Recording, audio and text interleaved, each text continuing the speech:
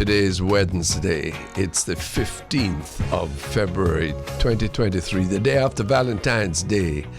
The opportunity for us on the Bridge 99 FM to extend warm greetings, loving salutations to Jamaicans and Jamaican lovers all over the world. No women in this world pretty like Jamaican women, you know, Mr. Charles. I hear him say hold on. I would love to give you a 10-second story on that, because I was invited to a community in Nigeria where the girls were meeting us with music. And Randy, I must tell you the truth, I don't know if I should be saying it. They were all topless. Oh, goodness. You're saying and I was looking at the beauty, and the chief said to me, "What are you looking at?" Oh. And I said, "Oh, the dancing." It didn't mean anything to them. Yes. You understand me? Seeing a woman breast. So we are westernized. It's just like you see my hands. It don't mean anything. Right. So, you know. Nothing sexy. There's some very beautiful all around the world. Yes. Well, I but I agree with you. I concede that. That Jamaicans have some pretty women that you have had one and I have had. Indeed. You know, they don't tell my quantity. and I break in before you have a chance. Yes, disclose these things in case you have to plead the Fifth Amendment. Yes. Thank you very much for joining us on the Bridge 99. This is the Public Eye. This is 2 hours in which Pearnel, Charles Sr. and myself talk about the affairs of Jamaica, trying to keep up and convey the enthusiasm that we have for the Jamaican enterprise. This is a God-bless people, wherever you are in the world. This is a country which has a potential to show everyone else what good people are like, to enjoy ourselves, to be productive, to be compassionate, to be forgiving, and to be purposeful as we trod this mortal stage. Phone us if you will. It's 876-551-5782 and the studio line is 676-4996. And remember the coordinates for the bridge. It's 99.13579 on the FM dial, and it's www.thebridge99fm.com wherever you are in the world. And that, of course, gives you the possibility not just of sound but of picture. And on Instagram, it's at the Bridge99FM. And we are particularly grateful to the many, we are told, many more, all the time, subscribing to our YouTube channel, the Bridge 99 FM. So, please, if you want, download the Bridge 99 FM app in the Google Play Store and the Apple Store. At 1 o'clock, we join the global connection with Erwin Clare at Irie Jam. Before that, however, we're joined by Ralston Hyman, financial analyst, economic commentator and broadcaster, and friend of the program. He's going to discuss the budget, which was outlined by the finance minister at the opening of Parliament yesterday, and Miss Donna Hurmal, the director of enterprise and government at C&W Business Jamaica. She's talking about the company's alignment with the Jamaica Stock Exchange. Really didn't know about that. And Thalia Lyn later on is the Chief Executive Officer of the Island Grill Group of Companies and a member of the board of the NCB Foundation. She'll be our guest in the Global Connection, talking about leadership as a female entrepreneur owning one of the most successful restaurant chains in Jamaica. Plenty for you, plenty of discourse. Tune in, stay tuned. It's 6 minutes after 12 o'clock. And give me a chance to say hello to the new discoverers are people who have discovered the YouTube program. Up in the hills. Yes, and they are inviting others how to get on and to see their boy. Well, this is the boy sitting to my right, you know, because this is a translated peasant who has become the chief of the city of many cities. That's nice, and it's good to welcome them also. We have to say thanks to the bridge spreading out, and really joining not only across the waters but in Jamaica, locally too. Yes. No, sir. one of the things that is unique and I hope attractive, and I think more than that, actually of sacred significance, is the fact that you and I have very different backgrounds and persuasions, nonetheless can come together and have rational and usually friendly discussions about the affairs of the nation. On Sunday coming, the long-anticipated Vale Royal talks, the long-anticipated Vale Royal talks between the Jamaica Labour Party government and the People's National Party opposition will be reconvened under the auspices of the churches this time. What do you hope? Well, I couldn't hope anything else other than success. Mm-hmm. But I need to compromise my hope by saying the church actually don't understand or is not going to be part of the politics of what the parties are supposed to be discussing. The politics that develop into government.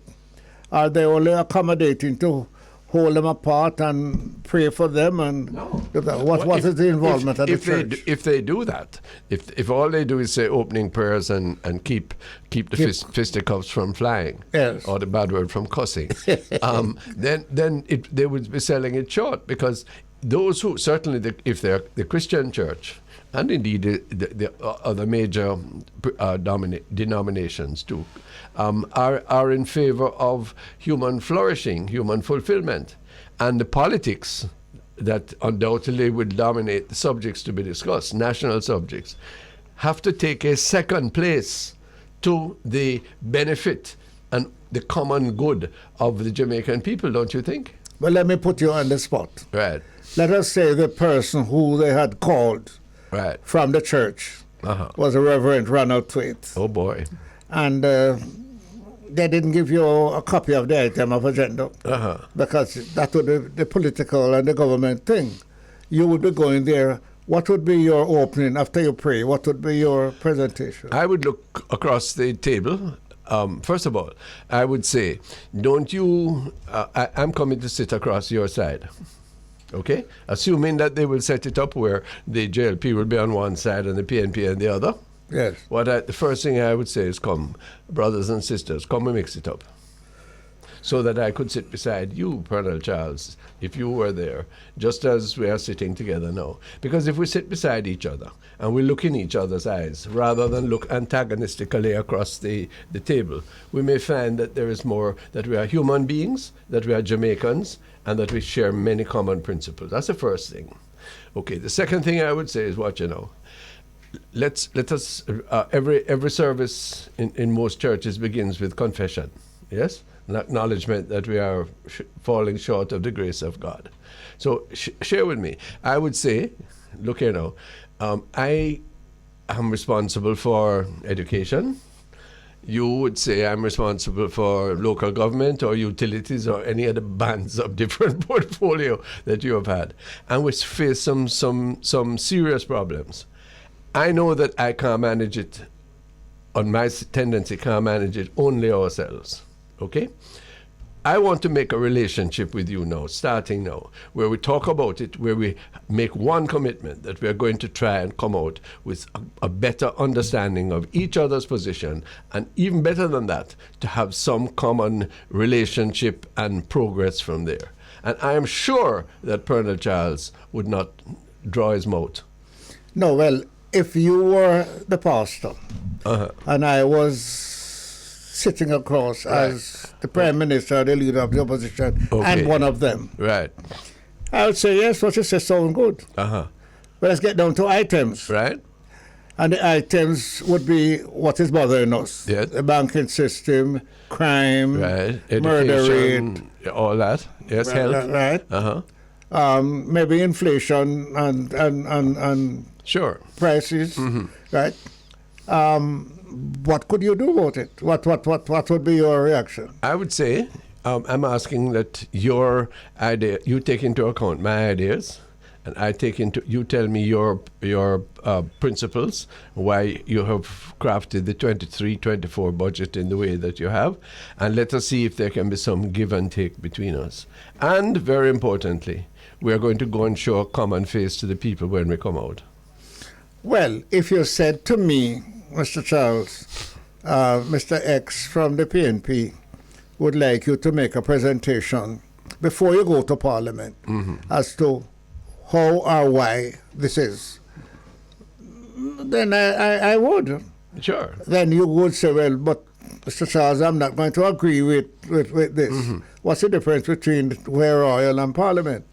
Well, because Vale Royal allows for more open, relaxed discourse. Hopefully. Yes. Parliament is, as you well remember, sir, is a staged theatre. Yes. So, and don't take it out of me because that's from Buster and Norman Manley days. Indeed. Don't make anybody tell you it was nice. No, indeed. Okay. Indeed. But you had people. Let's use the history to instruct us, sir, because you will know more than I that during Buster and Manley days there were people who were intermediaries. Yes. Well, come closer. Indeed. Between Shearer and Michael. Yes, there was Shearer, of course. Was great. And when Portia too, Portia, I would generally say she loved Shearer beyond me, more than me. Yeah. And so Shearer could always be an intermediary. Of course. Well, have we lost that? I think I don't see the personalities who are as easy to arrange. I remember leading a march, you see, across National Hero Circle in the late 90s. I was a member of Parliament, and Prime Minister Patterson had come to, whether it was to open some feature at Heroes Park, and we were walking across the park back to Almond Town. And when we reached the Bolivar statue and the traffic held up, yes, a Mercedes sports car stopped. And it was kind of pink in color, I remember. And the door opened and a tall, graying man came out. Yes? And he smiled and he came forth. And it was a big crowd, yes, largely of PNP supporters. Yes? And he said, listen me now. You see that man? Pointing to P.J. Patterson. Yeah. That's my Prime Minister. That was Hugh Lawson Shearer. He shocked the people, but he told them something that they needed to know, that he incarnated in the crucible of his trade union experience, in his waiting in the wings to be recognized for the leader that he was, for his short and in many senses disappointing period as Prime Minister, for his humility in accepting appointments less than Prime Minister after he had been defeated for that position. Yes? Let me tell you two things about Shearer right here. It's the first time I saw a big man cry when he was coming from Ocherios with his mother. And something happened. I think a little accident, and his mother was hurt. Cried like a baby. Yes, sir. Let me tell you what I know about him. Human beings do that. Let me tell you what I know about him. Yeah. Hugh Shearer, my boss as trade unionist, has never carried a gun. Hugh Shearer, my boss as a trade unionist, has never, when we go to negotiate in Westmoreland, he preferred to hire a cab and put the delegates on it to come back to Kingston. Him not carrying nobody in them car unless you look nice. One. But the fact is, you could not see Shearer without Pearnel Charles would feed him car of supporters and have him gone through. And otherwise... What would Hugh Shearer have needed a gun for? Huh? What would Hugh Shearer have needed a gun for? Because he could have stopped your crowd, came out, they didn't batter him, and I'm sure that there are some of us, if we had seen you with that crowd and come out, you'd have to help us to to KPH. Well, maybe, because of our attitude, what the people know about us. But this is what I'm saying. Yes. And what we would have come out to say to them. We are not canonizing Mr. Shearer. But what we are saying, yes, is that the way he bore himself, the way he handled himself, fully 100% labor right though he was, made it possible for him, to walk around without a gun, which is a major, major principle as far as I'm concerned. or anybody is in his car. Very well, sir. Got And you. I will tell you, let's start to disrupt you. Let me tell you.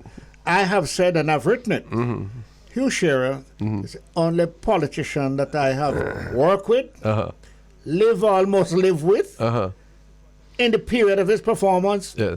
None like him. Well, at no place. That's a good recommendation. Okay, sir. So, and where he approaches a political opposition in a spirit of respect, in a spirit of willing to listen, it wasn't all perfect.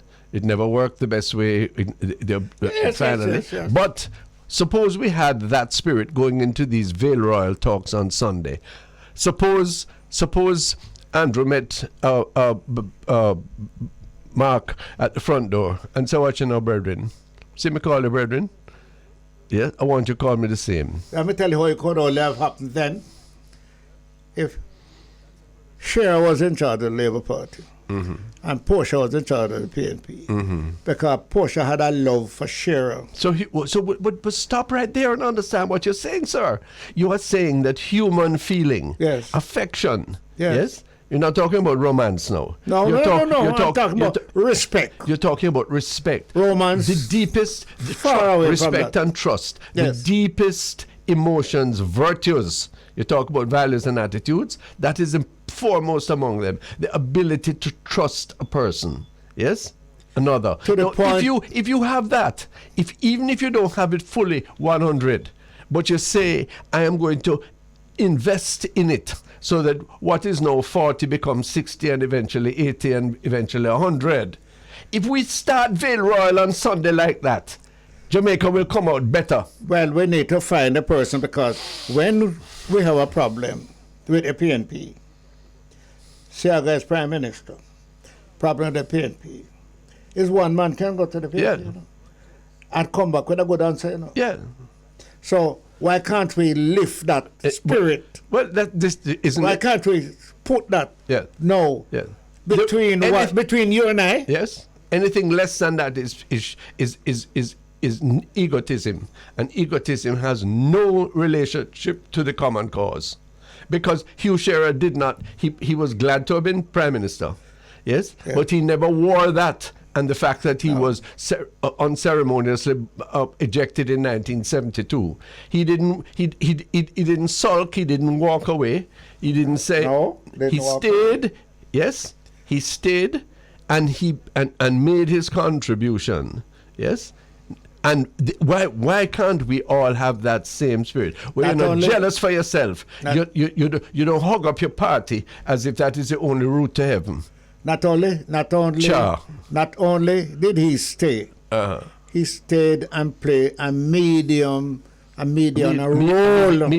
role. Yes, sir. Between me and them and others. So therefore, out of our history, the history that you have raised today, and I have responded, we have an answer for this country. Instead, look what we had yesterday, and I'm not blaming anybody. We had an earnest effort at a budget, yes, and some very difficult decisions and so on.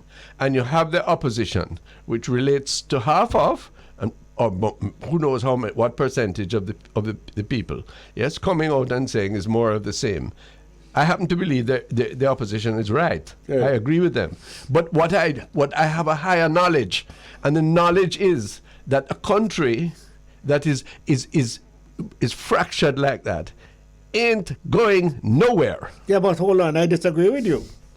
Because when I hear the opposition say the presentation is more of the same, I was glad. Oh. Guess what? Because it can't be otherwise. It's the political system that we have. Yeah. You have to get more roads, more water, more light, more social security. So if that's what you mean, more of the same of what was, that's what it is planned for. Yeah, but in fact, it's not. It's not doing that. And you know what proves my point there? Yeah.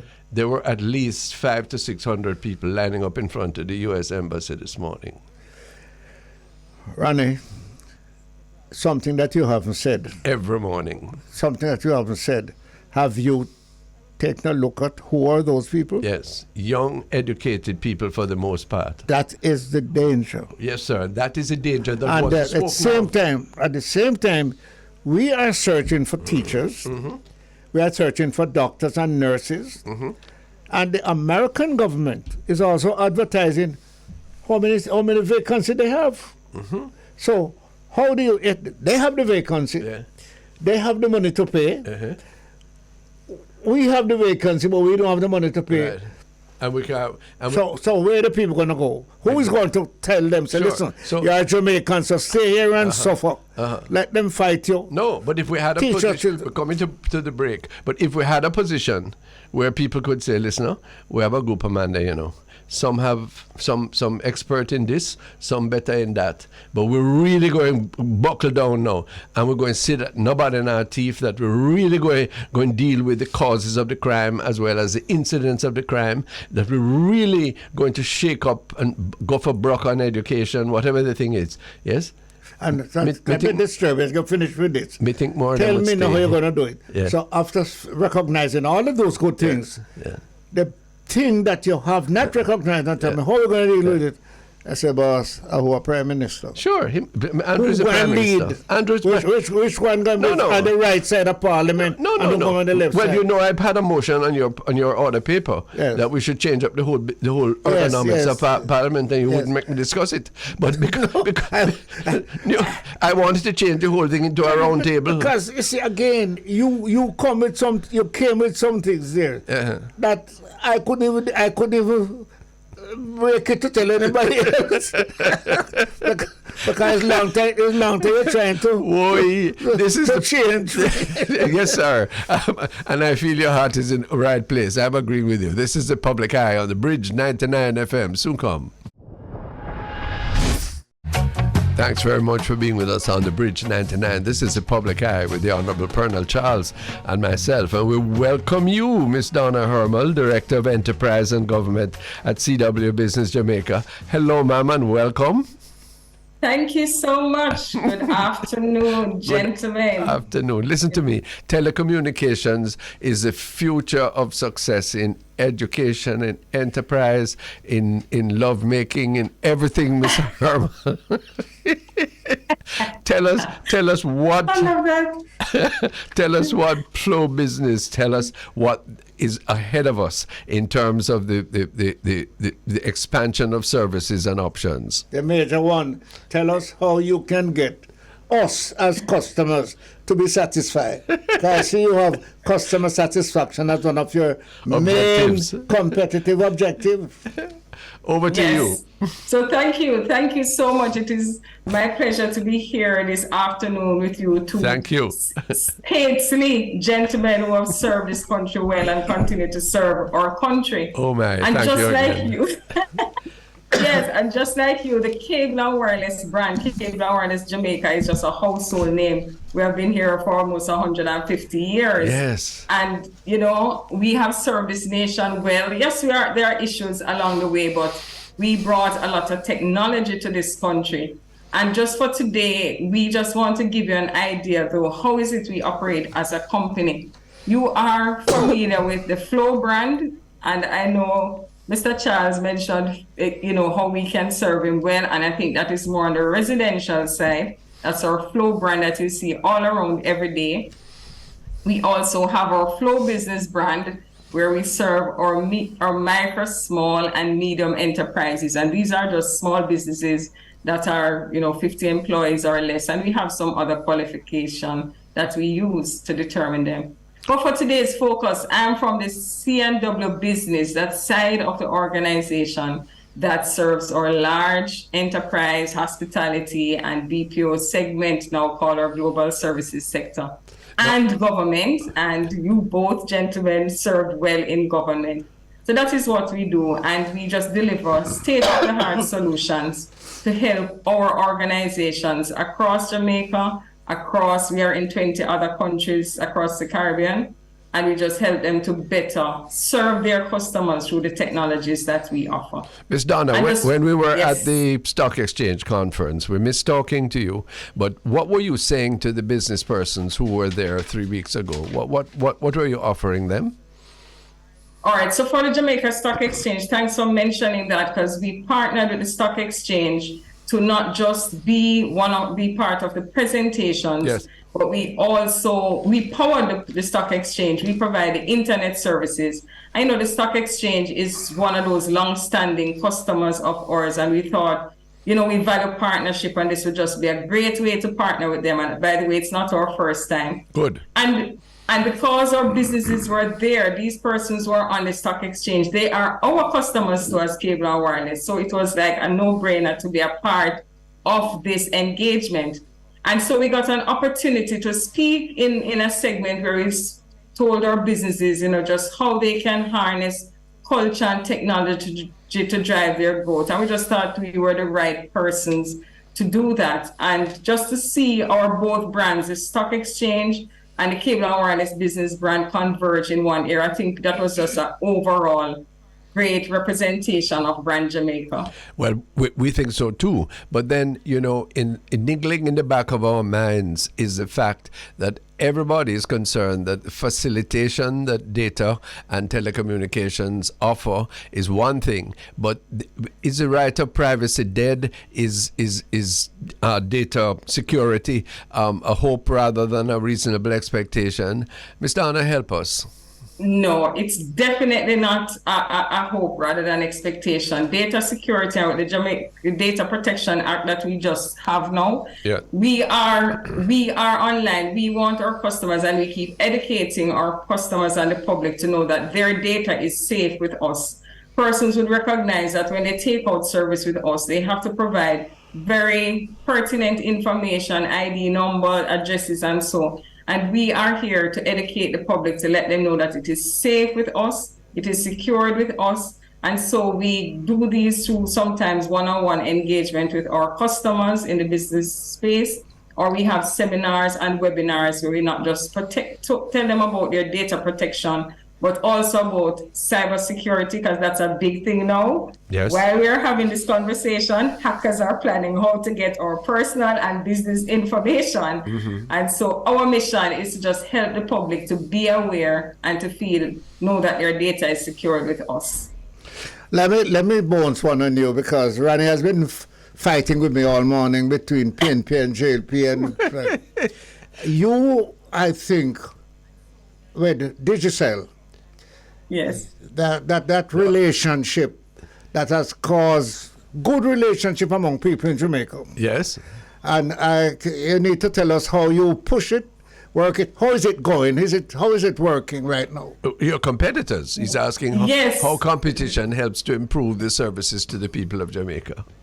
Competition is the best thing for the people of Jamaica in all spheres, not just in telecommunications. On both sides, it allows us to just be accountable, be responsible in the things that we do. As Cable and Wireless, we are committed to always offering you the best solution, always offering you the best prices, and also offering you the best level of services. And where we fall down on any of those areas, then our organization is committed to always be looking at where we can improve. And so we are here as two main players. We have a big market share as well. And what we find, our customers are very loyal, they are very committed, and they have trusted us with their business, both on the consumer side and on our business side. Hence why we are just the full service provider and just the best guys in town. What's happening to the costs of telecommunication services, Ms. Donna? Because I heard a representative of the Caribbean Telecommunications, you and I think it is, saying that soon roaming charges are to be a thing of the past. Are we on the cutting edge, both of the technology and of the economy of telecommunications? Tell us.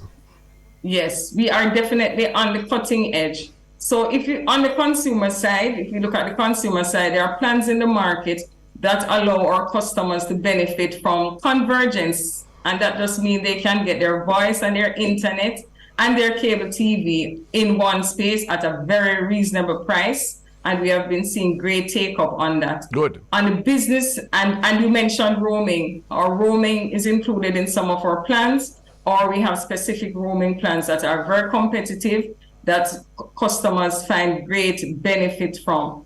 And on our business side, we just are always looking at ways to improve our services and our prices to our customers.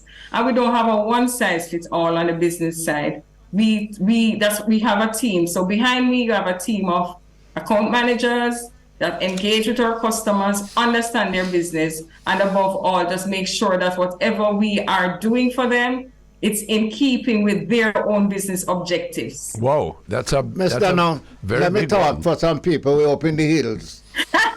Okay. They are still having problem. Yes. They are, I know you're spreading out around the world, around Jamaica, but I thought that technology and the competition between you and the others would have pushed more for the people way away from base, up in the hills and some down hills too, down Yes. areas. And I'm glad you mentioned that, Mr. Charles, because I'm from a little district in St. Ann called Orange Hill, and Flow has extended their service. So as far as every nook and cranny in Jamaica, we constantly be expanding our network, and we're very proud of that. So your nook and cranny, your hills and valleys, if they are not yet covered, they're on our expansion plan because it is ongoing. We don't sit and wait. We are here looking at everybody must have access, and that's what is our mission. You know something, Ronnie is very jealous. Yes, I am. Because I drove through Orange Hill the other day on my way up to Lantry Garden. Because where I was born, so we come from the same place. Lord have mercy. See that. Okay. So after you leave Orange Hill heading to Charlton and Syndico, Yes. you need to talk to some of our people around there, because now that you know you come from there, I'm going to give them your name and address. Because they said We are sorry. right above that, a guy called me to tell me that they are now very happy with the bridge, because the bridge has done something that they can hear you way beyond Orange Hill up to Gibraltar and Endeavour come around. Yes. Well, that's and great. just to mention, sorry, Mr. Tate, just to mention as we talk about that coverage, our coverage is not just for fixed services, cable coming into your home, but our mobile services, we Very have good. wide coverage too across the island. Yes. And so persons who are not able to connect from their home, they have their mobile, and with the plans we have now that have built-in data, that have social media included, then, everybody can get connection through cable and wireless. Miss Donna Hurmal, thank you for your good service. Thank you for representing it so sweetly and so calmly for us today. Good fortune to you. You're helping to make life fruitful, and we're grateful. Thank you, and you have a great rest of day and Thank all you. the best to Miss Donna BridgeNation. Hurmal, Thank you, my parishioner. Director. Lord, we can't get over you. You Director, can't get away from No, me. you said I that, think it's man. only Westmoreland, right? Yes, sir. Oh, And at C&W Business Jamaica, a feature on the public eye on the Bridge 99. When we come back, Ralston Hyman talks about the budget. Thanks very much for being with us on the public eye. This is Bridge 99, talking to the diaspora all over the world. Ralston Hyman, greetings. Greetings, Ronnie. How are you doing? Fine. Thanks for being always available when we need you. Okay, always a pleasure. Sir P.P. Charles, OJ, is listening to you and participating as well. Okay, greetings, Sir P. And wants to ask you how you know that you could tell us weeks before that it's going to be $1 trillion budget. It is simple. Last year, the minister started the original budget at $912 billion. We told him that it needed $40 billion more to adjust for inflation. When he was presenting the budget last year, the day when the budget was being presented, U.S. inflation was running at 8.4%, Jamaican inflation at 10.4%, and he projected the budget at 5%. As a result, we told him that he needed to add more money in order to compensate for inflation.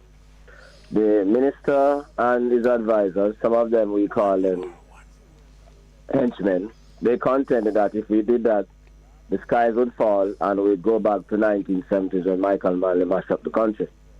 They subsequently added $89 billion to the budget after 3 supplementary estimates, taking the budget from $912 to $998 billion.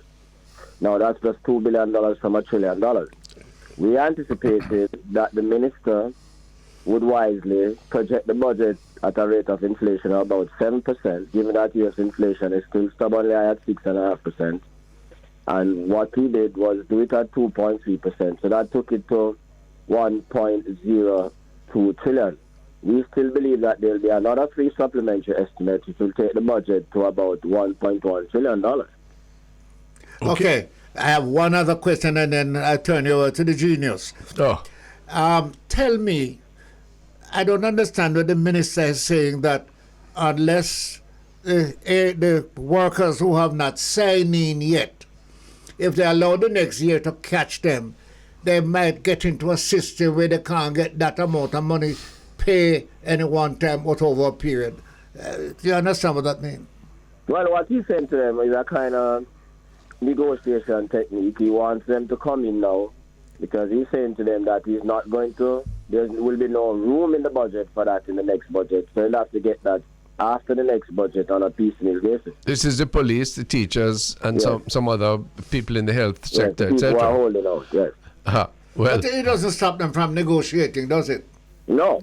And then if they sign, it doesn't stop them from... no, but it's a very powerful incentive for them to sign because a money now is better than a money received tomorrow. a money tomorrow. Yes. So I saw it as a threat.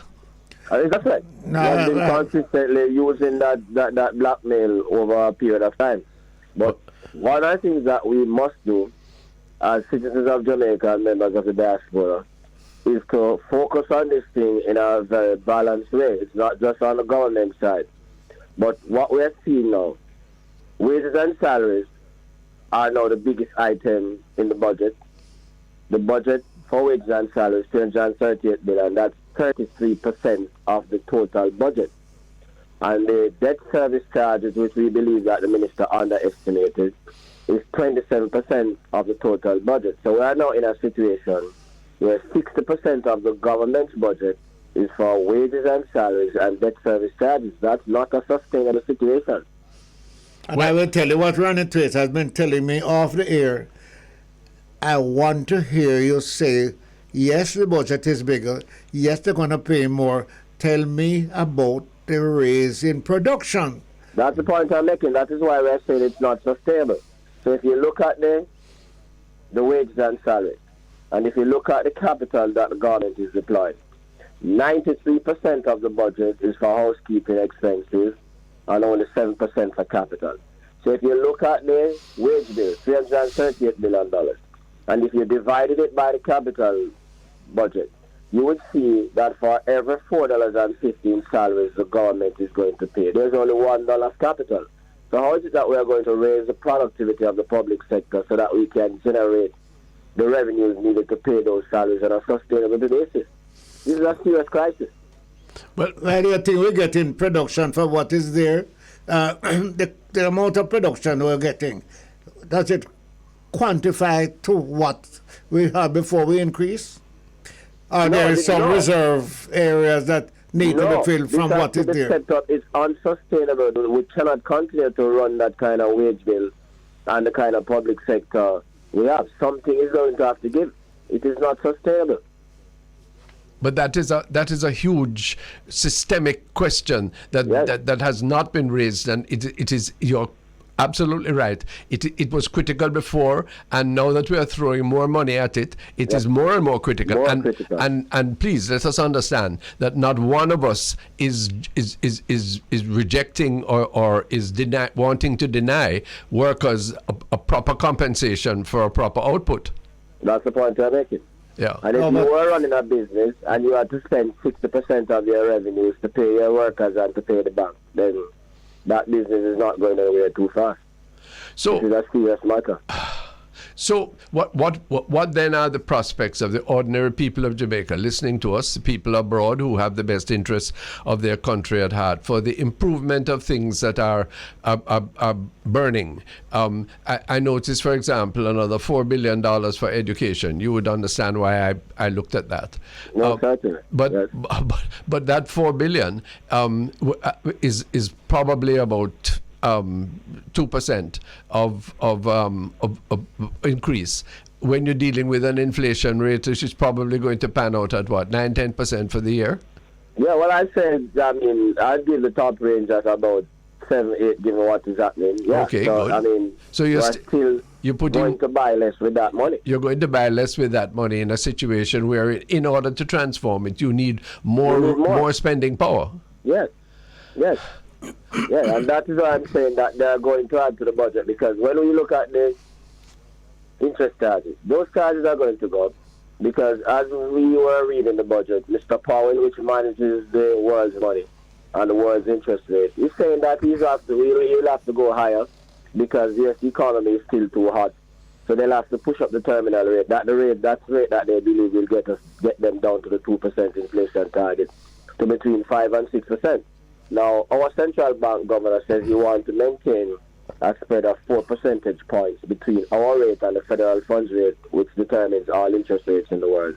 So when the Fed moves to 5.5%, we'll have to be at 9.5%. When they move to 6%, we'll have to be at 10%.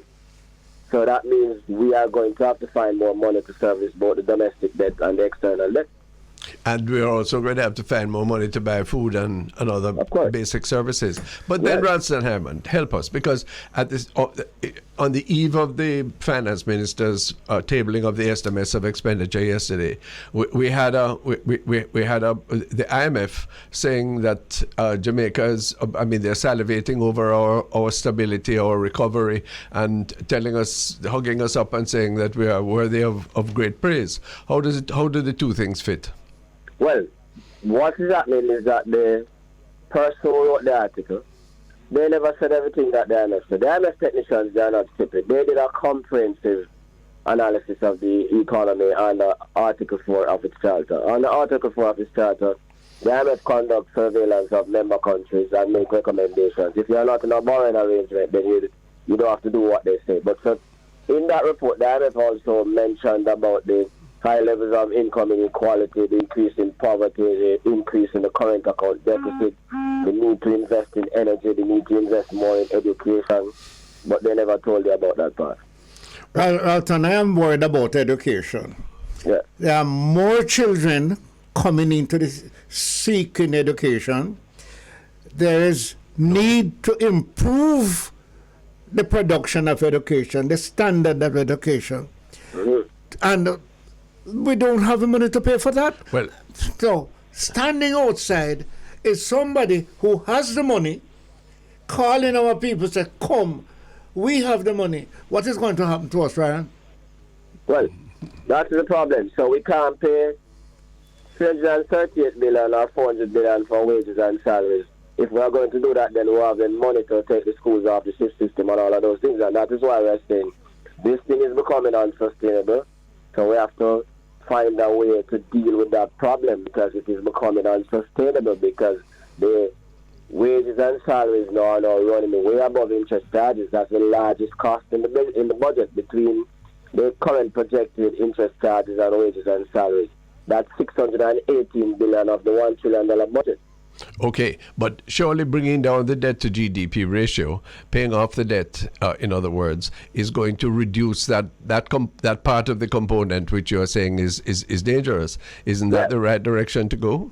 No, but if you are going to be reducing the debt and increasing the salaries at the same time, yes, you're then you are cancelling going in the wrong direction. Yeah.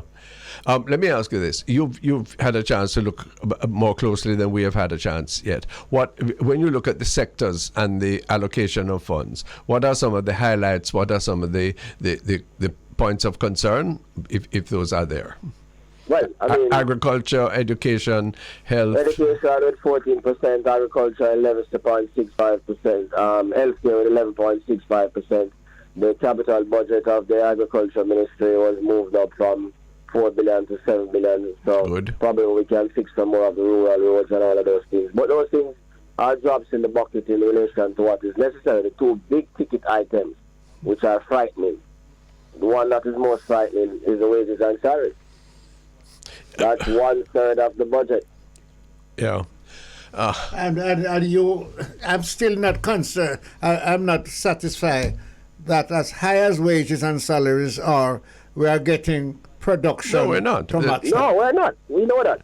And we're not even demanding it as a concomitant. We're not even running. Look at it. Have you heard the finance minister say one thing about look here, you're getting a X% increase, and for that X% increase you are expected to deliver Y% more. The fact is that what we have been sucked into is a notion that there is an entitlement because of slavery, because of various disabilities, discrimination, politics, religion, whatever, that we are entitled to more while without offering more. Yeah, but I don't see what is standing over our head. Somebody is saying, I am ready to give you more. Of course. So come to me. Yeah, carry your children, you get house, you get land. But you have to produce more when you get there. And I am saying that this thing is becoming unsustainable, and we must demand from the minister and the trade union leaders, what is it that we are going to get in terms of productivity that will enable us to pay these wages on a sustainable basis without subtracting money from education and healthcare and infrastructure. Is this going to be another, do you think, no new tax year? Yeah, man. We're generating the revenues there. The revenues are up there. So, yes, there is no need for any additional taxes to fund the budget. What are the stimuli, if any, that you've detected in the budget for enterprise, for business, for some of the hot button ideas, youth regeneration? Well, there's very little, as we said before. 93% of the budget is for housekeeping expenses and 7% for capital. And a lot of those housekeeping expenses are going to get higher than originally projected for. So, I mean, it's a hand-to-mouth situation. And then there's a problem with the private sector. So the clear expectation is that the private sector is going to drive the process. But there's a problem with the interest rate regime and its impact on the private sector. Explain that for us, because that clearly is a presumption that, but it's one which the private sector, so far in its comments, now granted it's early days, seems to be they're quite comfortable with the situation as it is, aren't they? They're making big money. Yeah, they're always comfortable with that situation. So, I mean, when we look at as we said before, the interest rate regime, if the benchmark interest rate is going to be at 10%, it means that only the established private sector people will be able to borrow from the banking system at a rate that is affordable. That is going to lock out a whole lot of business. So we're talking about higher interest costs, higher energy costs. So we're not going to see that kind of drive from the private sector. So what are the stimuli then? Looking forward, looking at growth figures, the IMF is saying that we should come out somewhere at 3.5% this year, which really is from a very low base. We're recovering. And then for the upcoming financial year, we're looking at, 2%? I don't believe that forecast will hold. You don't believe that forecast will hold? No, for the coming year, no. Because when we look at what is happening with the international economy and looking at the dramatic slowdown that is going to take place, then it's difficult. And when we look at the budget spend, which is below inflation contracts now, we do not see that happening. We see a flat lining and possibly slipping into a recession next year. Oy, oy. Is that an average for all countries, or that some may make it and some don't, or what? Well, some will make it and some won't. But given our connections with the U.S. and given that the U.S. will be the epicenter of this slowdown, and given our own budget numbers where most of our money is concentrated on housekeeping expenses rather than capital expenditure, then we are going to be affected. So you see, the IMF also mentioned that. The IMF also mentioned the worsening of the current account deficit. That's the difference between the foreign exchange which we earn from our exports of goods and services, foreign investments, and foreign flows into the country. Well, I wanted to ask you about that. There's a 37% increase in the last quarter of our imports, and a relatively anemic few percentages of our exports, which are already imports have 4.557 billion. Yes. And they are saying, Ronnie, if they weren't importing, what would be the cost for what we need that we're producing here? Well, man says, listen, importation carrying out the price. Depends what we're importing. And we're importing food and consumer goods, presumably, which we could either produce ourselves or do without, eh? No. Tell me about the last part. Produce or do without. We imported for the first 9 months of last year, we imported 1.8 billion in oil, 1.56 billion in raw materials, 1.4 billion in food and consumer goods. So we have to do something about the oil bill and the food and consumer goods bill because it is not sustainable. OPEC, when the day the budget was reading, OPEC said they wanted $100 per barrel for oil this year. Russian strongman says he's going to cut his supplies by 500,000 barrels per day in order to push for that price because there's a war between East and West. The West is using its money, the U.S. currency, and the East, Xi Jinping, Vladimir Putin, Mohammed bin Salman, they are using oil as their weapon. So we're in the middle of a war between East and West, and we have to predicate our budget on those things. That is what we failed to do last year, and we are failing to do it again this year. Thank you for the perspective, Ralston Hyman. Hope you'll be with us again shortly. Thanks so much for today. Yeah, man. I have to tell you that I am now learning more from you. Of course, that's what he's here for, and that's what the media must do. Yeah. Thanks a lot. Time for the break. When we come back, it's a global connection with Erwin Clare and Ira Jam. Stay tuned to The Bridge. 8 minutes after 1 in Jamaica, joining Erwin Clare and Ira Jam in New York City. Erwin, greetings. Greetings and salutations, gentlemen. Nikki Haley for president. She wears heels, so therefore better be careful. Isn't she an immigrant? Doesn't she qualify under the one drop principle for being black too? I don't think she'll be using that. If you notice where she's launched her campaign, she won't be using that to get to the White House, gentlemen. Only when she's probably in those areas campaigning. I see. Well, what is it? A threat to progressive thought. She has a very spotty record as governor of Carolina, and also as she was a Trumpist par excellence when she went to the United Nations. Indeed, and up to recently indicated Saturday and said that she will all support him. Yeah. So this is rather interesting. I see something that she's standing by to really jump in if Trump is kept out. Jump in if? Well, she mentioned that she represents the generation after, so therefore... Yes. And that you need to have some young people to take over from tired people. Rightfully so. Who's she a true word for? Well, you can't be Biden alone. You know what Pearnel and I have been discussing, Erwin? How the United States, the shining star of democracy, really don't have much to tell us right now about them thing, you know. I'm so sorry. I mean, we all grew up, you and I studied in that country and admired its democratic traditions. They're holding up, thank God. But really and truly, you have some abysmal outcomes that do not reflect the principles that we all hold dear and that we in the Caribbean so much want to follow fashion. Without a doubt, especially when we consider those who are in charge of the purse strings. Yeah. We heard one person, I think last week, Friday, or was this week, in his zeal and zest to cut government spending and to remove the powers of levers from those in Washington and bring it back to the states. So his one-liner was, let us abolish the Department of Education effective December 31st, 2023. We didn't hear that. Oh, yes. What kind of madness? So education would become a private enterprise in totality? Well, in essence, these are the guys who say bring it back to the states. The states do this, but they make those statements, however, when it's convenient for them. Yeah. Only when it's convenient for them. But, these are the days that we're in. There are still good people in good positions who are still doing good work on a daily basis. And so the challenge to democracy continues in this country. So is there let me bring in my political science colleague here. Is there a middle ground, or maybe I'm showing my petticoat by calling it middle.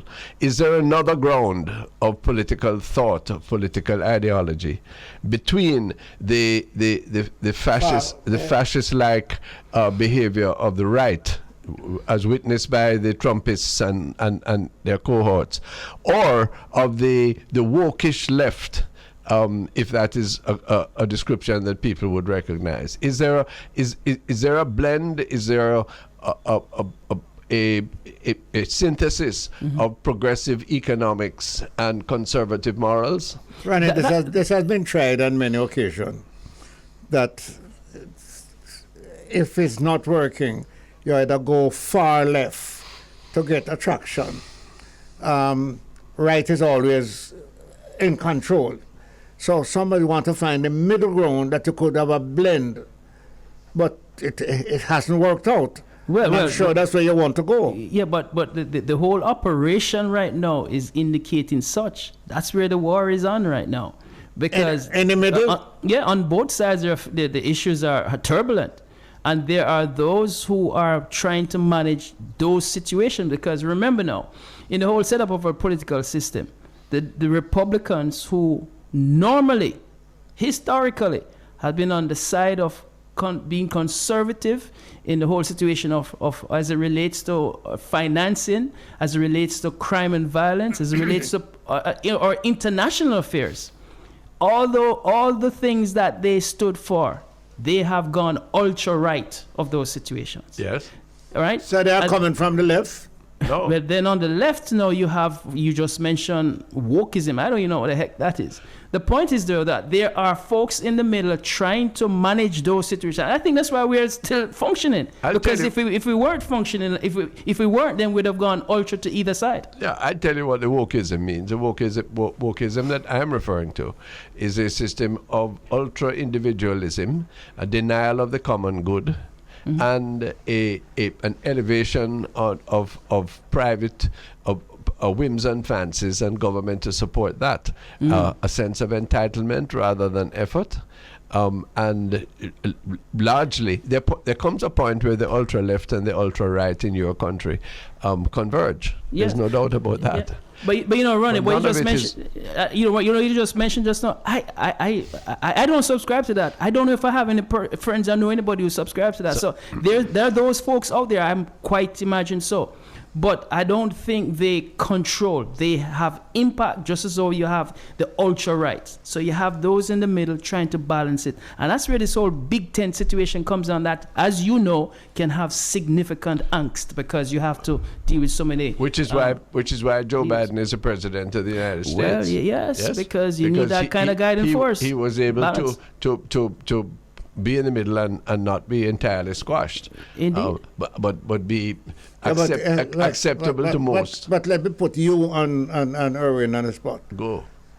Where in your opinion, the right spot is? The right spot, to me, is a blend of social conservatism. What do I mean by that? Respect for private property, but at the same time, not a respect that is going to exclude 90% of the people while 10% proclaim private property, therefore a system of progressive taxation, respect for the family, equality in terms of education opportunity. Those are the principles of just a few of the very important principles of. But Ronnie, they will tell you that that's what they have. No, they don't. But they will tell you that in their opinion, that is what they're doing. They're trying to dismantle it. But you know what's interesting here? The very people and the giants of anti-wokeism, the governor of Florida, for example, within the precepts and concept of so-called wokeism, it's also embedded in the things that they're doing too. Yes. Because they have selfish motives that governs for themselves only. So they want white exceptionalism. That's the truth. Yes.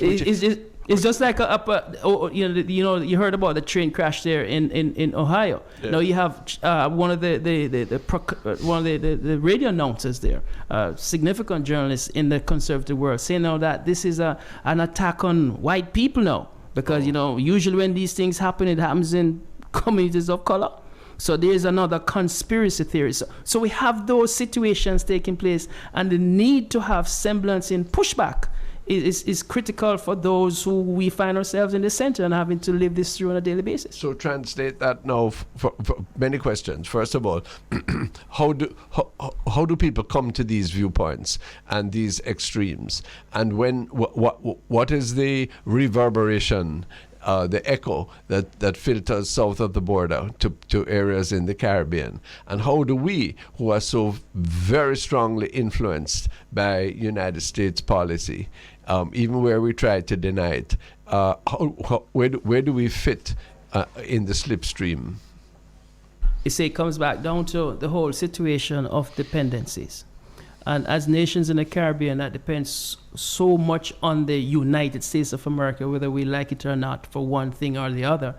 We now have to find our ways to carve out that niche that represents what we are all about. Everyone is into this game for themselves, and we too have to figure that out for ourselves as well. Yes, that's what the game is. You know,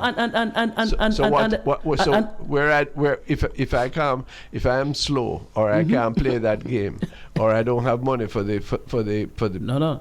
There are other factors you can leverage with other things. We have to look at all the low-hanging fruits we have and leverage with that. Well, I'm glad to hear, just talking to Ralston Hyman, that the capital budget for agriculture seems to have gone up, almost doubled. Well, that's good.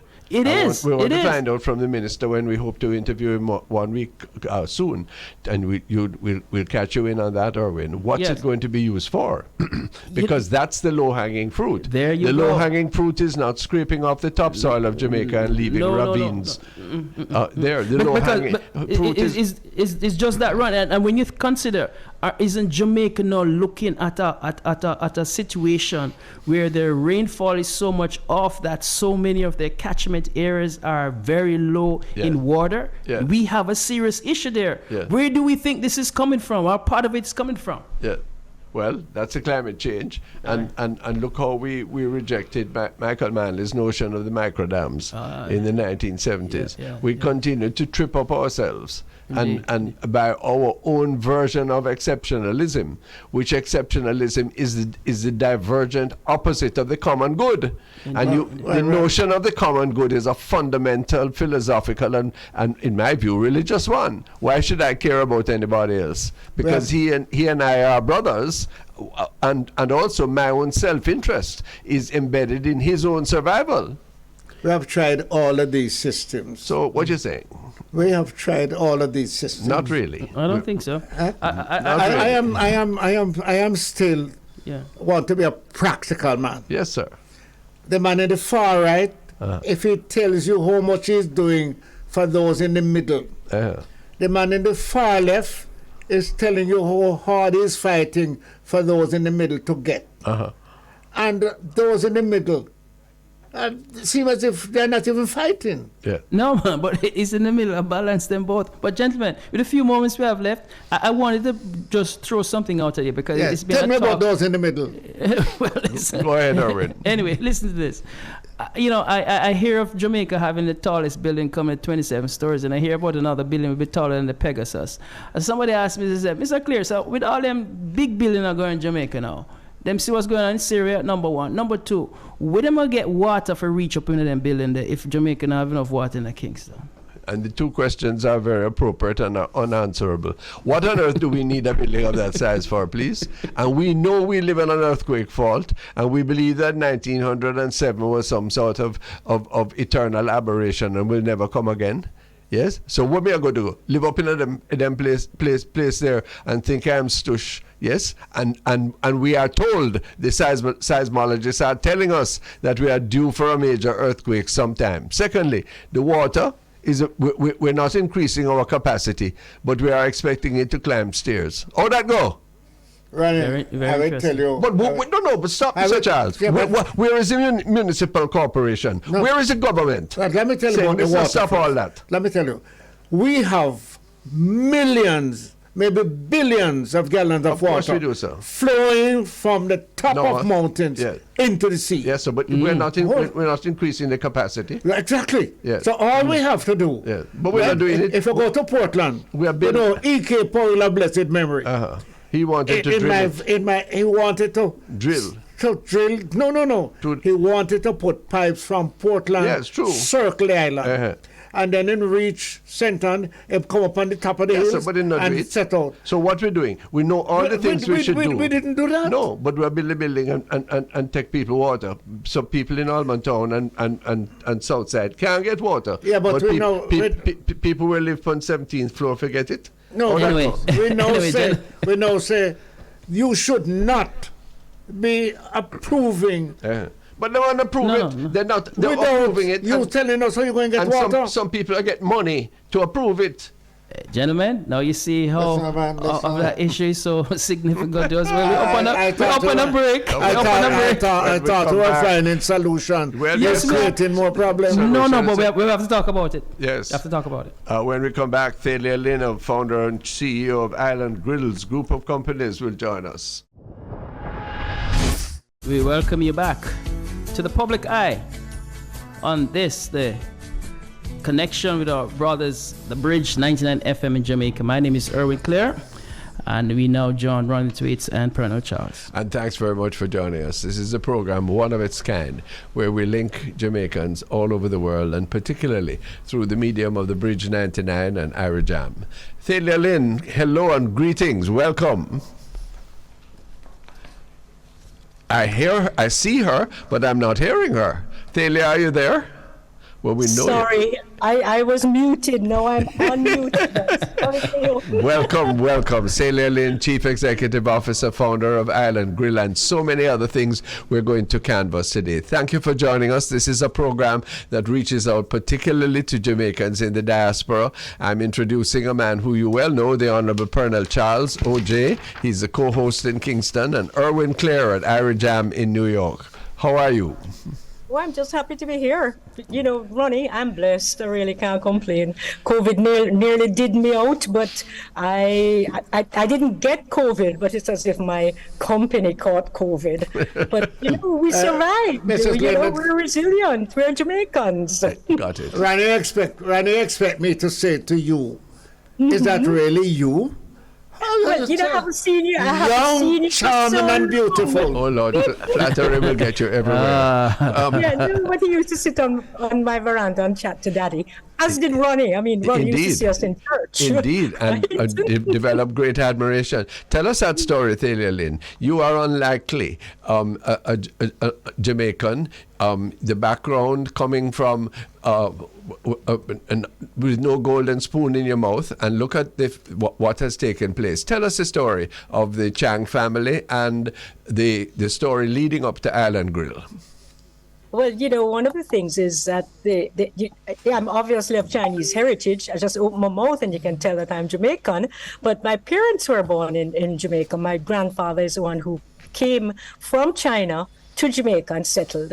And so I grew up with 35 cousins. I think Ronnie used to see us coming to church and filling pews, right? Because that's one thing Daddy made sure of. But because of the Chinese heritage, everything was really destined for the sons. And I think that's what drove all the women in the family to establish themselves, to be independent. Because Daddy always said, though, that all his daughters, and there were 9 girls and 3 boys, some were adopted, but we grew up as family. They were my first cousins. But the 9 daughters, he said, had to have a tertiary education so that no man could come along and take advantage of them. But it just, you know, there's no room for you in the family business. And, you know, he built businesses.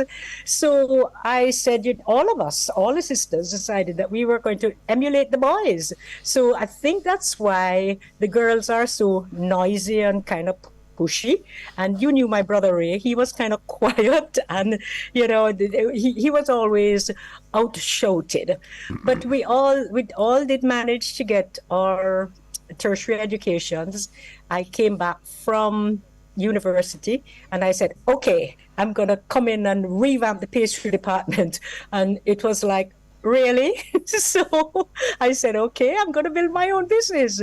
And I became so passionate about it that, you know, I wanted to build a Jamaican brand. And Ronnie, Pearnel, I'm happy that I did, because I have gotten so much satisfaction out of doing it. You know, we have so much goodwill out there that sometimes it overwhelms me.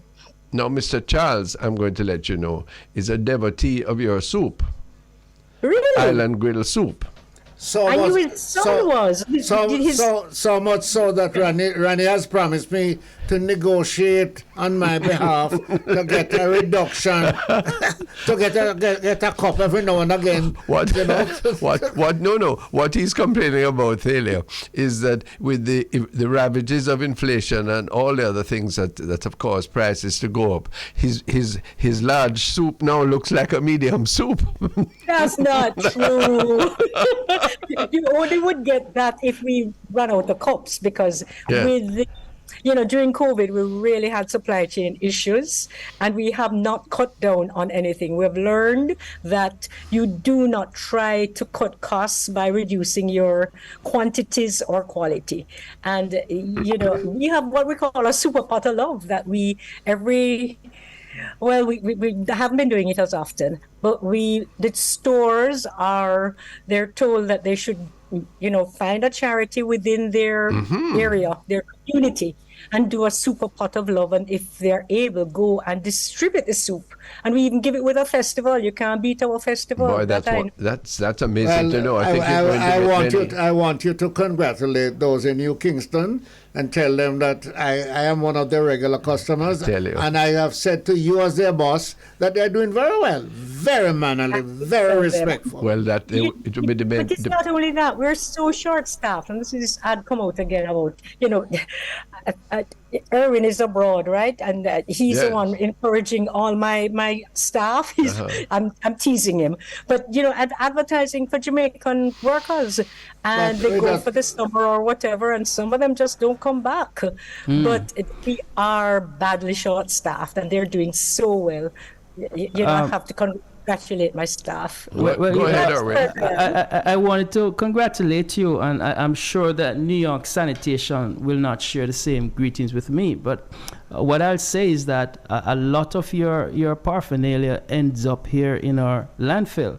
Why do I say that? Lots of persons leaving, departing Kingston International, the international airport in Kingston, will consume your products, and of course, they take it back here to the United States. We'll see the trash popping up. What I'm trying to say here is that it is one of the more significant meal we have when we depart Jamaica. I think many Jamaicans look forward to that section of the departing lounge where we have Island Grill, and many a time you see the lines fill up over there to take a piece of Jamaica back with us. But then that before Thalia replies, that involves some concept of the value, the particular charm, of Jamaican cuisine. What was it that impelled you, Thalia Lyn, and I know you had partners, to opt for Jamaican fast food? What was in your mind?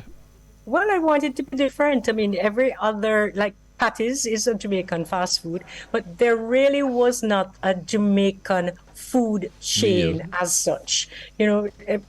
Others then added, like we had from the very beginning, the Jamaican products. But we've always concentrated on building a Jamaican chain, so much so that I'm hoping the next generation who are now involved will continue. I'm just passionate about that, Ronnie. I'm so proud of our Jamaican food, right? That I think it really should take its rightful place in the world. No, but that's very important for us. I would like to tell her that she has gone into the breadfruit and the planting. But I just want to shoot you on one that Ronnie is a proposer of. What's that? We cannot be seeking workers at this stage and cannot find them. I want to suggest to you, Ronnie told me off the air, that what the school name, Ronnie? Or where they train the children up in the hills there? Oh, yes. Well, the Whole of the Heart Foundation. The Heart. Yes. If you bring in some of these people and turn them over to Heart, and let them train for you, you do a mighty good job. There are many of them out there who don't have the profession, but they are strong and ready and willing to learn. Yeah. Let Heart do the training for you, please.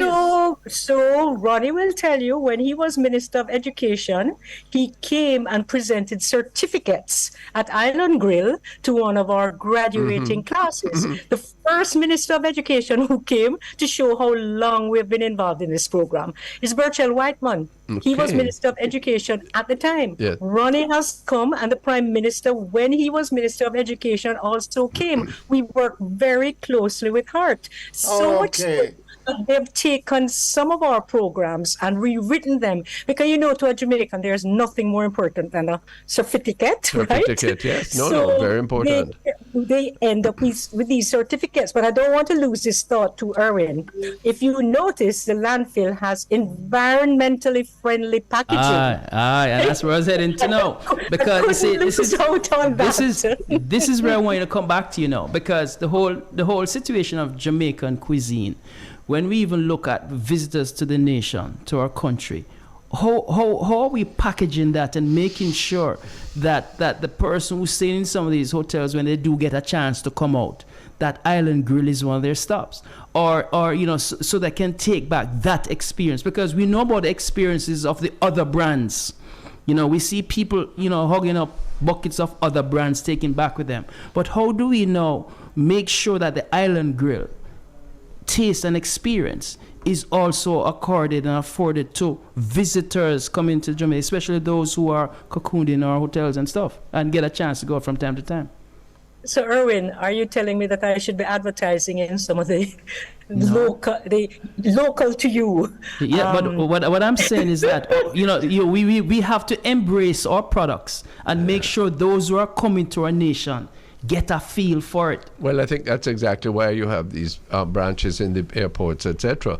But you're touching a deep point, because what is it that Jamaica has to offer to the world?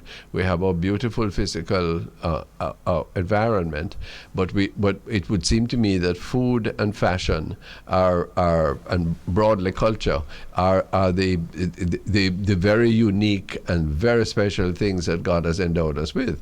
And when we speak about increasing food sufficiency and agriculture as a basis for the best of our cuisine, that's how I identify what Thalia has been trying to do with Island Grill. I need you gentlemen to help me then, because we do. Like, how it is with Juta drivers. They will take people to, and we have a good relationship with them. So we try from that end. But let me tell you something else. You see, Norman Manley, the Jamaicans, to them it's their last Jamaican before we leave. Yeah, but like Montego Bay is locked up, sewn up with foreign franchises. Well, right? that's where I was heading in my conversation. So help me. You need to help me. That's where I was heading in my conversation. Didn't know that. That's where I was in my conversation. I need to be inside. Yeah. I was outside, and during COVID, I shut it down because I was just losing money hand over fist. And when you're outside, they're kind of rushing to catch their flight. When they're inside, at least you have time. They've checked in and have time. You see, gentlemen, Miss Lynn. No, got your point. One of the situation here is that, and yes, I know that our airports are managed and probably owned by overseas, but I'm quite certain that we do have some input into certain situations. We should be making a priority that our brands, the things that are important to us, and I know it's a capitalistic world and it's the fittest of the fittest survive, but I also know rules are also put in place to protect. And I don't get the feeling when I see that in Montego Bay. I see that in Kingston, and we should even have more if we are to truly maximize on our existence as far as our products that you mentioned, Ronnie. Couple of things, Thalia. Do you have? Are you able to get the ingredients for your recipes from Jamaican products mostly? Are there bottlenecks there? Are there things that we need to better serve a chain like yours doing? And I hate to admit it, but those breadfruit tostones come from, I buy them through Jamaica producers, but they come from between Costa Rica and Domrep. Yeah. But the only other non-Caribbean ingredient that I have there are French fries, and that's how the breadfruit came about. We couldn't get our French fries, and we're known for these French fries, coated French fries. So we said, okay, how are we going to wheel on Commentator? And so that was the innovation. We put the breadfruit on. When the fries came, and you see like 3 containers came at once. So we had to use up the fries. So we took off the breadfruit. Now we're putting back the breadfruit because of the demand. So it just goes to show, because of the demand. Interesting. Yes. Indeed. Yeah, but I will tell you, one of the things that inspired me to go into the food business and a Jamaican brand, it would have been easier to buy a franchise because then I'd get all the manuals, everything I'd be just teaching school back again. But I looked at KFC and I looked at Burger King, I looked at Wendy's.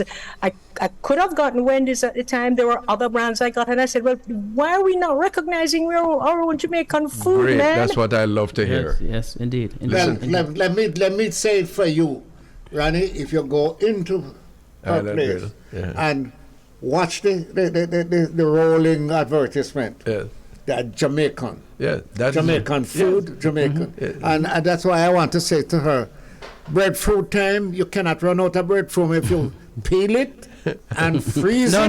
No. What, Sir P. We have an argument in Jamaica that we have breadfruit for stone dog. We must stop. No. We don't have. We're not flinging it up the dog anymore. I came here one day and said to Ronnie, my wife runs this nursing home, and she buy like 100 breadfruit. So what are you doing? So she peel them, wrap them, and freeze them, and when she's ready for them, she just take them out and drop them in hot water. Breadfruit all year round. Breadfruit all year.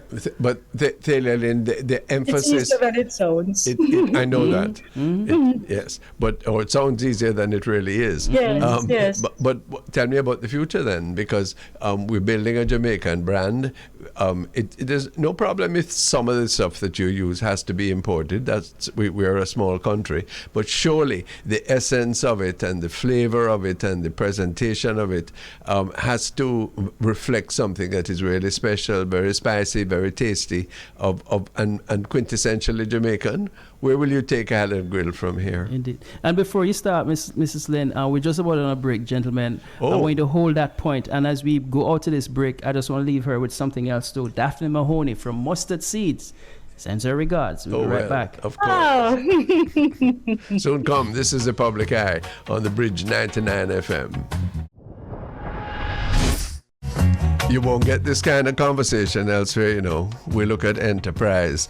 We look at the activity of the Jamaican people here and abroad. We relish what each other can be successful in doing. We try to help when there are obstacles or challenges that need to be understood. And what we do, we let our Jamaicans across the world have a talk. Know that we are helping ourselves in Jamaica, both in the production line and in the, right across. And that we don't have to be political enemies or religious enemies or any other things. We're past that long ago. Well past. Thank you, sir. We just have to keep living it now and do productive things. Yes. Thalia Lyn, what for the future? Is there an international leap that Island Grill can take? How do you see you're spreading this notion that Jamaican food is really worthy of everybody's crossover interest? Well, as I said, I need your help. I need to be in the area. You see, I'm worried about Norman Manley with this whole restructuring. I went to see the same owners who own Donald Sangster own Norman Manley. Yes.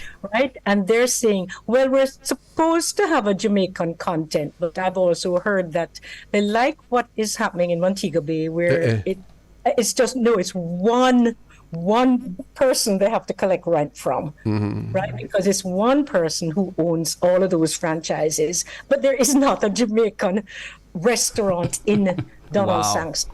And they have been told that they should have one in Kingston, but I need you to tell them that my brand is the one that has to be. I don't. But just help me lobby is all I'm saying. Sure. I've had the meetings, but I think that way, if I have that kind of exposure, then I can kind of leapfrog on that and go back into Miami to start with. But where I'd love to go is like England, because you have Nando's there that is so similar to island grill, but they use piri-piri instead of Scotch bonnet. We cook the chicken the same way, but I would have my Jamaican sides. So, I just think that we need a proper Jamaican chain. Yes. Throughout the world, and I want to be a candidate.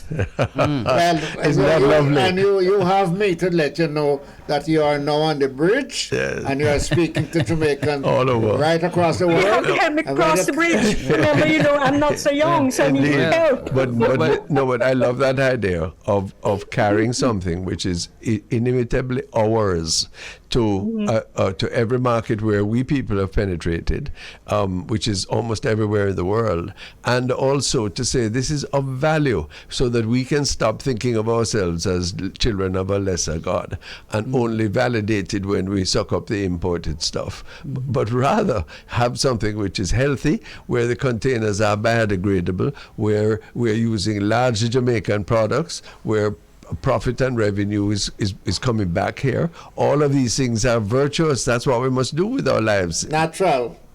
Yes, there you go. Urban Claire, what do you think would be the reception of this kind of thinking in your tri-state area? Reception will be significant, and that's why I broached the subject about Norman Manley and the fact that Island Grill is there.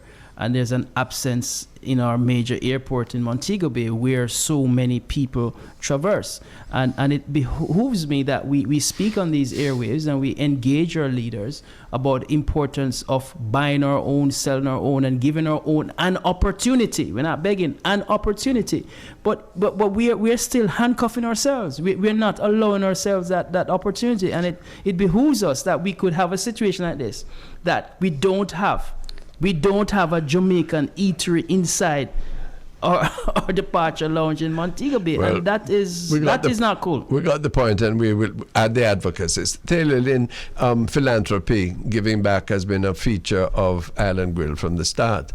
Tell us about your relationship with Mustard Seed and other places. Well, I think you all know Monsignor Ramkasoon, so you never tell him no. No. But Ronnie, you're a Catholic, I'm a Catholic, and I don't mean to say it in this way, but the Catholic Church does a lot for Jamaica, because when I look at Monsignor Ramkasoon, where we have over 500 abandoned disabled children, we have 14 apostolic. Am I saying it the right way? Yes. Apostolates, yes, throughout the island. I mean, so it's not just the children, it's the caregivers. It's the fact that he has, this is almost like another advertisement for Jamaica. He has US teams coming, and the Canadian, and now it's gone to Ireland, coming and seeing what Jamaica is like. And of course, the first thing he does is he says, can you provide lunch for them? And I do it because look at what they're doing for us and giving us. Yeah. And I want them to taste my food. So, it one hand washes the other. And when I look at the priests in Port Antonio, up in this place called Avocat that I never heard of, really? Father Mark in Magotay. And, the only reason I know Magotay is because that's where my husband Michael's family is from. It's amazing. So you can't help, and it is something. These are the values of my father. Love the enthusiasm, love the pedigree. Yes, that makes sense. All the way down. And look at Daphne, what she does every year. I know she isn't so well now, but she puts on this big fundraiser in New York for Mustard Seed. Really? Oh, yes. Daphne Mahoney. You need to give her my love, please. 89 years old. And does that. Strong. That's a strength. Man, this is a good interview. This makes me feel proud, you see? And this is when your head's appropriately swelled for being a Jamaican. Just understand the goodness amidst all of the turnback things that we have to face in Jamaica. Thalia Lyn, welcome. Do not weary in well-doing. Looking forward to speaking to you again and radiating you should see this gentleman beside me, how his face smiling. He's heading for his soup tomorrow. Right. You know what, though? It's because I haven't seen him for a long time and I can't even see anybody. Do you not have your cameras on? I don't know what. I'm surprised that you can't. I am glad that Ronnie is representing me for my discount. All right. Well, gentlemen and lady, leave it at that. Thalia, thank you. Erwin, are you leaving us too? Not yet. Just wanted to share one last story before we go. Tell us. Well, we are following the story with a Jamaican U.S.-born school superintendent here in the New York area who recently became the school superintendent. Well, a release came out recently that she has been placed on administrative reassignment rather, because of some challenges within certain, contracts going out. It's kind of a we're looking at this very, very curiously, because whenever you have the U.S. Attorney's Office investigating stuff, it's always cause for concern. And she has been a significant person in the whole education environment there in Mount Vernon. And so we'll be watching that very closely. We're talking about Dr. Wavelin Bennett Conroy, Superintendent of Schools there in Mount Vernon. Yeah, well, what's interesting, I don't know, of course, any of the facts concerning this issue, but what's interesting is that the Caribbean community immediately perks up and shows interest, shows solidarity.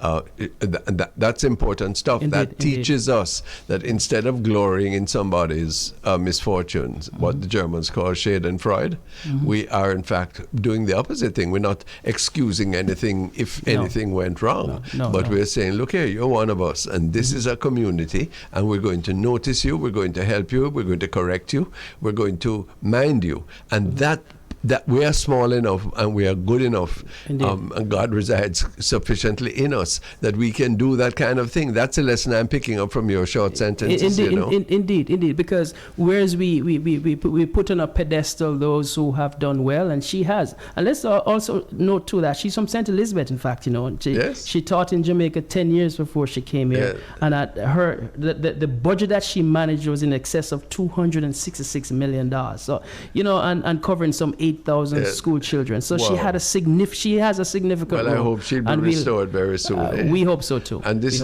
just before you go, for our people abroad, Pearnel Charles, have you ever driven on both sides of the border of St. Elizabeth? They have a sign up. It says, "We in St. Bess don't shirk, we work." Yes. All right. And they're industrious people. And let me tell you something. They dig the ground. If you don't know the farming community, the farmers, right? In St. Elizabeth, they have no hills that take the sun off for them in a birthday. No. It comes down on them. Yes. And they stay there and they work, and the pumpkin and the melon and the... And what in the dry land of the South, Irwin, they know the fine water. What they can make the ground emerge and grow, is a miracle. I still don't already, as you touch it, that there need to be an examination of what else the Black River can do for them. But I wouldn't say we're tired, because of course I'm agreeing with you. But one leader of government, the late Donald Barrington Buchanan, said to me that if only we had irrigated 5 or 10 acres every 6 months over 20 years, then what a difference. Because the water is there. The water is there. Right? So what are we fools so? I don't know. But gentlemen, we're going to leave it there until next week. I want to say thank you very much. Thanks so much. Irwin Clare, nice to have you with us. Same here. This is an income. Irwin, I'm sure you're listening that your friend from Senton was with us. Yes. Which one was that? Lady. Which one is that? Donna Hurmal of Flow, Yes, indeed. I tell you, see. What can I say? Yeah, man. Anyway, gentlemen, until next week. Good. And thanks to Donna Hurmal, the Director of Enterprise and Governance at the C&W Business Jamaica. Thanks to our friend Ralston Hyman, frequent guest and financial commentator, analyst and broadcaster, the producer and presenter of Real Business on Power 106. Thalia Lyn, founder and CEO of the Island Grill Group of Restaurants. Thanks to everybody who has made the public eye and the open mind on the BridgeNation possible, both here and in the tri-state area and all over the world. Thanks to Lafayne Wigan, our producer, our technical operators, Romy and Jeffrey, and the entire production team here at the Bridge 99 FM, and the entire Irie Jam family in New York. Have a great afternoon. Stay tuned for the crossover up next, and join us next Wednesday for the Public Eye on the Bridge 99 FM. Take care. Thanks.